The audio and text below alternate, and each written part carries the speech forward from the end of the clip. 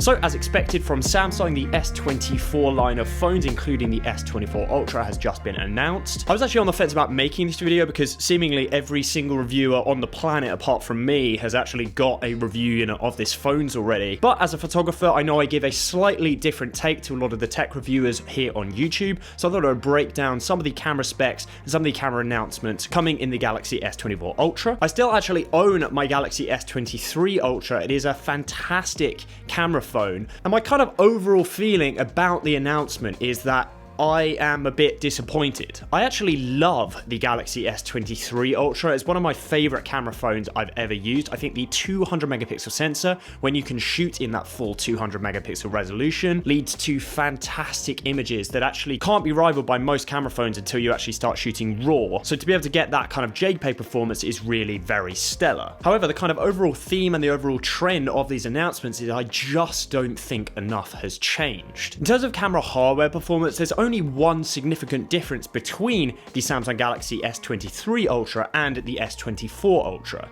We're still rocking a 4-camera setup, so 4 different optical flavors of zoom. The good news is we do keep that beautiful 200 megapixel sensor, and seemingly there doesn't seem to be any hardware change to this camera. It's also the same camera as when we talk about the ultra wide lens and also the kind of standard 3x telephoto. Where things do get a bit different and there's a significant change is the kind of longer reach telephoto. So you now have, instead of that 10x zoom that was present on the Samsung Galaxy S23 Ultra, and it's something I just ragged on a little bit in my 1 year later review of the S23 Ultra, that was roughly a 220mm focal length, which is extremely far, and is obviously a cool feature to have on a phone in terms of an optical zoom, but Samsung have kind of stripped that back and changed it to an optical 5x, and the big news is here that this is a 50 megapixel sensor now, so that will still be binning down to a kind of a lower resolution image. But the good news is that this focal length, this 5x zoom, is no longer going to be kind of an optically hindered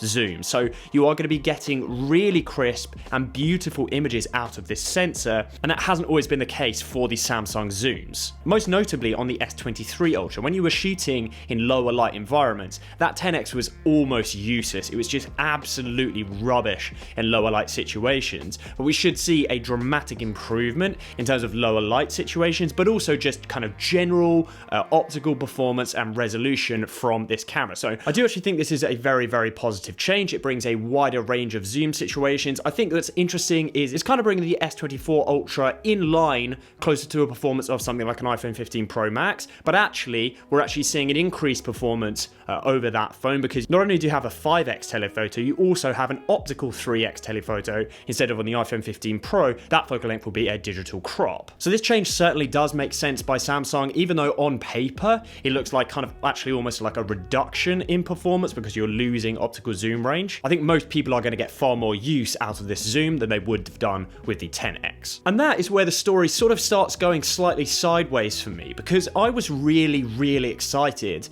about the announcement of the S24 Ultra, and I was a little disappointed, I will say. Everyone knew that AI was going to be kind of like the main hype story of this phone release, but it's seemingly like the only real change on these phones. Apart from a few minor hardware changes, almost everything new is software based on these phones, and for me that absolutely isn't enough to upgrade from something like the S23 Ultra. With that being said though, when it comes to taking photos on a phone, obviously software is a massive component. So Samsung's new AI features, some of them are photo related. So let's go through the ones that I actually care about when it comes to camera performance. For one, something which Samsung phones do, and actually talking to people in the street, people do actually care about, is things like the space zoom. Of course, this is a slightly gimmicky feature, but even like the other day, I was talking to somebody who actually bought the phone for its space zoom performance. So that certainly does happen, even though it's not a feature I tend to use. But through additional processing that they are doing through Galaxy AI, the space zoom performance should get significantly better, because again, I personally feel like this is a slightly gimmicky feature. I don't think that the performance is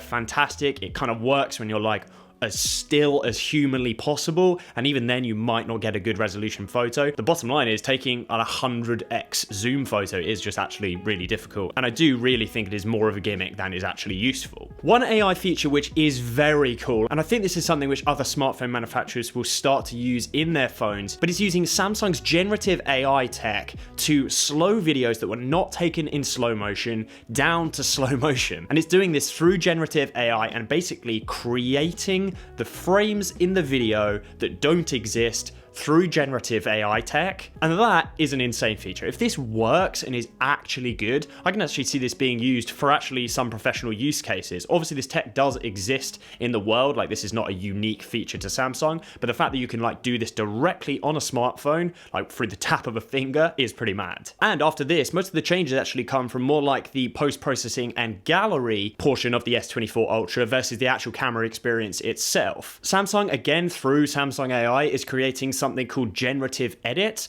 and basically this is very similar to the Pixel 8 Pro's Magic Editor, and basically this is allowing you to dramatically change the look and feel of your photos by moving subjects around. I don't want to weigh in too much on this functionality, but whilst I do think this is useful and interesting, I think it really does need to be tested actually before you can kind of weigh in on a verdict. If it is good and accurate, this is a really big win for Samsung users. From my previous experience playing around with features like this, they actually end up being almost like slightly more of a headache. They're amazing for doing things like removing people, but as soon as you start actually doing more complicated manipulations, things really start to break apart in my personal experience. Something which I really wish Samsung had addressed is the video performance on the S24 Ultra. The photo experience on all Android phones, but particularly the Samsung lines, are very, very good now. They're as good, if not better, than on the iOS and Apple systems. But one area which the iPhone continues to perform outstandingly is video. And I know I bang on about this, but with the introduction of Apple Log on the iPhone 15 Pro,